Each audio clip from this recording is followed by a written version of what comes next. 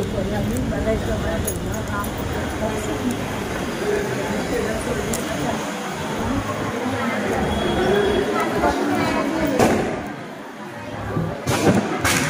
आपले प्रमुख पाहुणे आज आले शेवाळे वहिनी त्यांचा आपण सगळ्यांनी उभा राहून टाळ्याच्या गडगडाट स्वागत करायचं सगळ्यांना विनंती आहे. शेवाळे साहेब आप आगे बढ़ो, शेवाळे वहिनी आप आगे बढ़ो. भारत माता की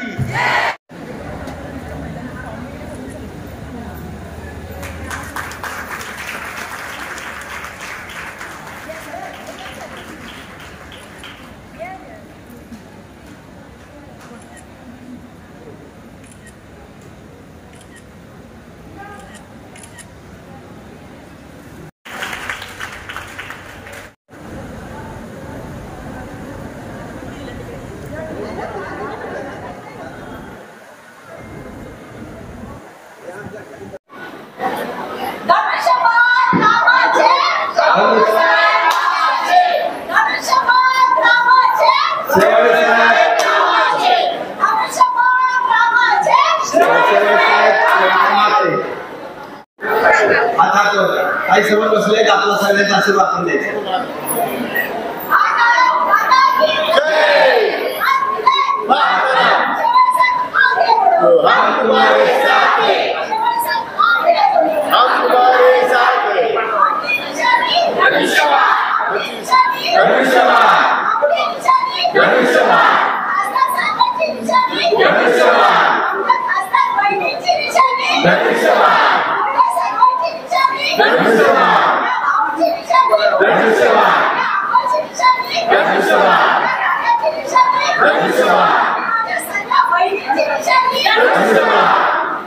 छत्रपती शिवराय यांना मानाचा मुजरा. भारतीय घटनेचे शिल्पकार डॉक्टर बाबासाहेब आंबेडकर यांच्या पवित्र स्मृतीस अभिवादन. व्यासपीठावरील मराठी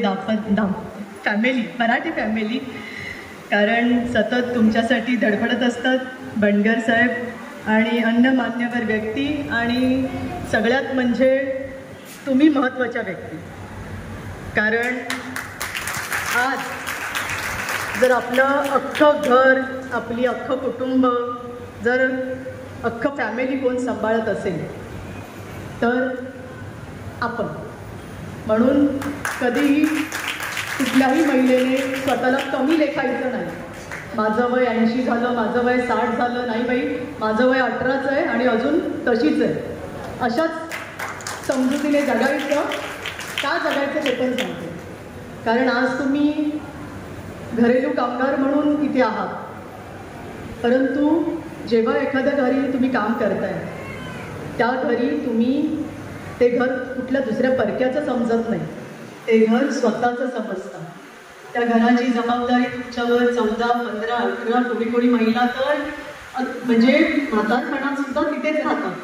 का राहतात? त्या फॅमिलीचा तुमच्यावरती विश्वास असतो.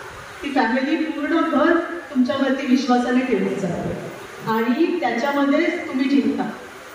कारण तुम्ही जेव्हा घरात कोणी नसतं तेव्हा त्या अख्ख्या घराची जबाबदारी तुम्ही घेता आणि मग स्वतःच्या घरचा स्वयंपाक करून, स्वतःच्या नवऱ्याचा डबा देऊन, स्वतःच्या मुलाचा डबा देऊन तुम्ही दुसऱ्याच्या घरी जाता. तुमचं जे कामाची ड्युटी आहे ती सगळी करता. स्वतःची काळजी घेत नाही, स्वतःला वेळ देत नाही, पण कधीही सुट्टी मागत नाही. बरोबर आहे? खूप काही अतिशय म्हणजे लग्न सोहळा असेल, गावी जायचं असेल तर आधीच सांगतात, ते सुद्धा 4-5 दिवस. म्हणून मला प्रत्येक वेळेला मी माझं लहानपणीचं उदाहरण सांगते तुम्हाला. जशा तुम्ही आहात तसंच मी सुद्धा एका ट्रान्झिट कॅम्पमध्ये राहिलेली. राहुल शेवाळे सुद्धा धारावीच्या झोपडपट्टीतच वाढलेले. माझं ट्रान्झिट कॅम्पमधलं आयुष्य सांगते मी. आईची म्हणजे शेजारी बरोबर असतं ना आपण, लहान मुलं आपण मिक्स होतो, तसं मी सुद्धा आमची बाजूची एक मावशी होती, तिच्याबरोबर नेहमी अशी शाळा सुटली, स्कूल झालं, ट्युशन झालं की आपला मावशीबरोबर फिरायचं. तर ती मावशी ना नेहमी रोज कामाला जायची. तर मला कुतूहल असायचं की रात्रीचीच का जाते कामाला, का तर 9 वाजता ती भांडी घासायला तिथे जायची. तर मी नेहमी तिला म्हणायची तू का रात्रीची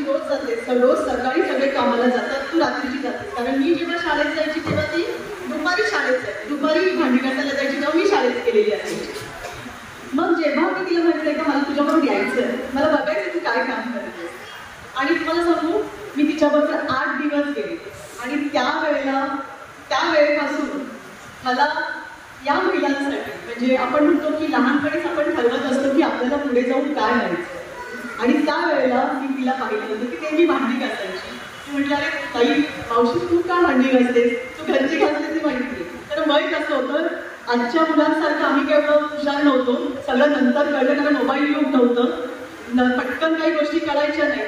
आणि तेव्हा समजलं की ते काम करून ती घरी पैसा, म्हणजे तुम्ही महिला तुमचं वय बघत नाही, तुमचं आयुष्य बघत नाही. लहानपणी जरी जबाबदारी पडली तरी ती जबाबदारी तुम्ही वयाच्या 60 वर्षी, वयाच्या 70व्या वर्षी, वयाच्या 80व्या वर्षी सुद्धा पूर्ण करा. आज जरी बघा घरातली एक व्यक्ती सोबत नसेल, पण तुम्ही तुमचं घर पण कुठेही सोडत नाही. तुम्ही घर पकडून ठेवता, तुमच्या घराला कुठेही भेगा पडून देत नाही, तुमच्या घराचं कुठे मतभेद पडून देत नाही, तुमच्या घराला तुम्ही सावरून ठेवता.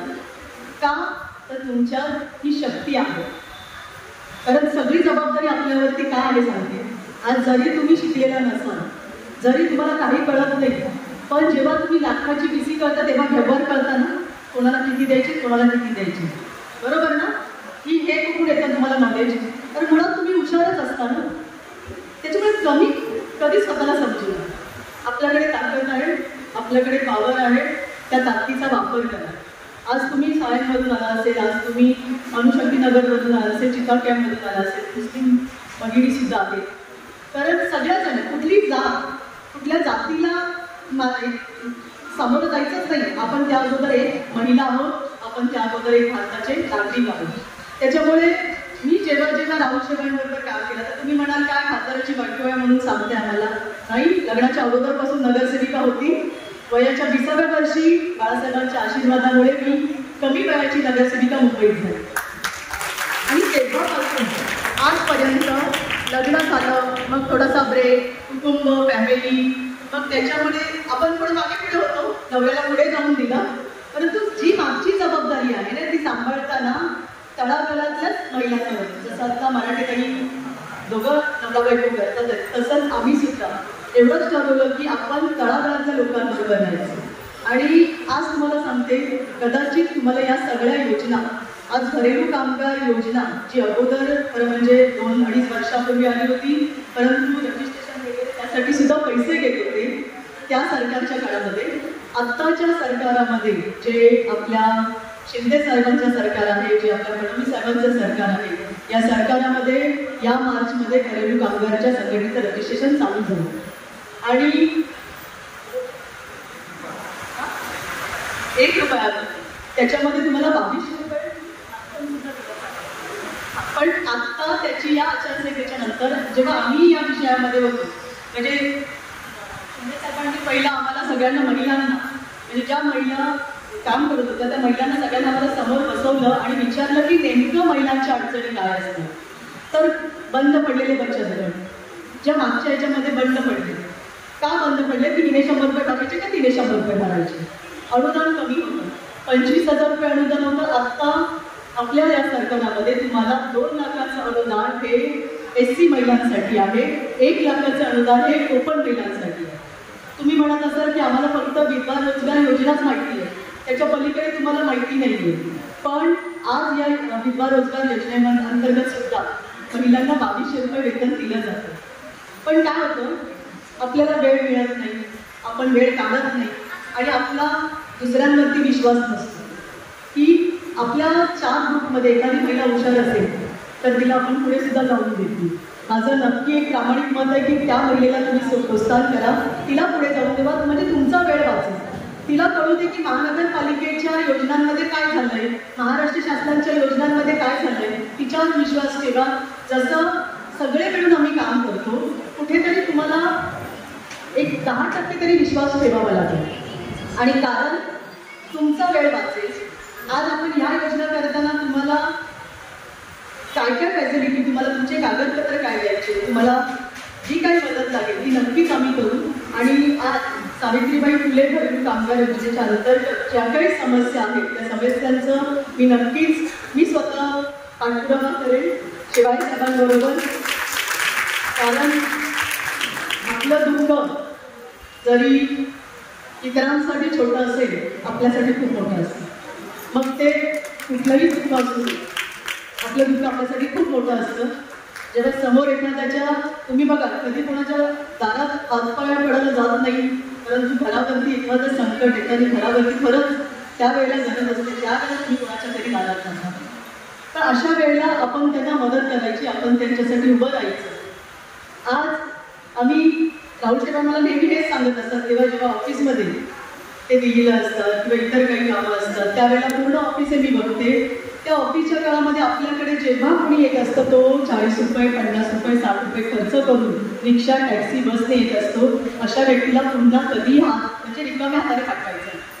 छोटीशी कामं असतात त्यांची, एका फोन होत असेल तर ती कामं नक्कीच करा. काय असतं, हॉस्पिटलची गरज असते, शाळेची गरज असते. आम्हाला सुद्धा वाटतं, आपल्याला सुद्धा वाटतं की आपल्या सुद्धा मुलांनी इंग्लिश मीडियममध्ये शिकवावं, त्याच्या ॲडमिशनची गरज असते. तर अशा वेळेला या सगळ्या योजना आपल्या ऑफिसमधून सुद्धा होतात, मराठी फॅमिली सुद्धा करते. परंतु तुमचा विश्वास जसा आत्तापर्यंत आहे तसाच महायुतीवरती राहू दे. कारण येणाऱ्या निवडणुकीमध्ये ही निवडणुकी काही ग्रामपंचायतची किंवा नगरसेवकाची नाही आहे, ही निवडणूक देशाची निवडणूक आहे. ही निवडणूक तुमच्या अस्तित्वाची निवडणूक आहे. ही निवडणूक तुमच्या मुलांच्या भवितव्याची निवडणूक आहे. या निवडणुकीमध्ये आपल्या देशाचं नेतृत्व कोण करतंय तर मोदीजी करतात. आपण आपलं घर कुटुंब चालवतोय, परंतु आपला अख्खा देश जर कोण चालवत असेल तर मोदीजी चालवतात आणि त्यांना आपण प्रोत्साहन केलंच पाहिजे. कारण जर राहुल शेवाळे तिसऱ्यांदा नक्कीच हॅट्रिक करणार आणि मोदीजी सुद्धा तिसऱ्यांदा नक्कीच हॅट्रिक करणार आहे, पुन्हा पंतप्रधान होणार. पण त्यामध्ये तुमचा खालीचा वाटा असला पाहिजे. मी तुम्हाला प्रत्येकाला माझ्या भाषणामध्ये हेच सांगते की आज तुम्ही एकट्या समजू नका, तुमच्याकडे 100 हत्तीचं बळ आहे आणि या 100 हत्तीचं बळ आत्ता वापरा. कारण आपण 10 वर्ष पुढे आलो आहोत, पुन्हा 10 वर्ष मागे जाऊ नका. 10 मिनिटासाठी आपण 10 वर्ष मागे जाऊ.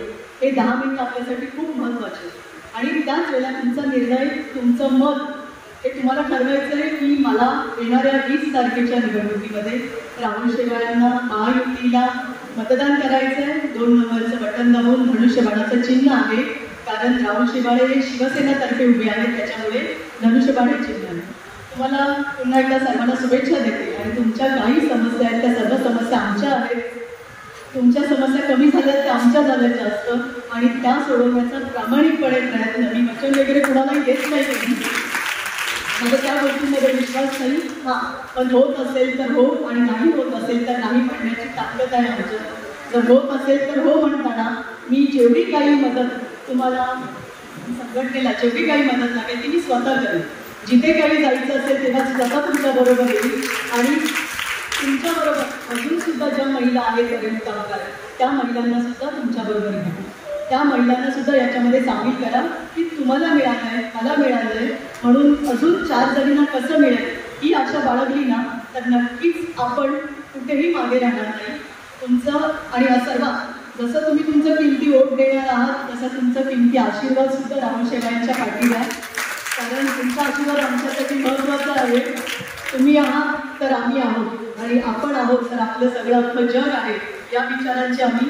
परंतु आज एवढंच सांगते की धनुष्यबाण चिन्ह लक्षात ठेवा आणि येणाऱ्या निवडणुकीमध्ये राहुल शेवाळ्यांच्या मागे, माझ्या नवऱ्याच्या मागे पाठीशी राहा. ही धन्यवाद.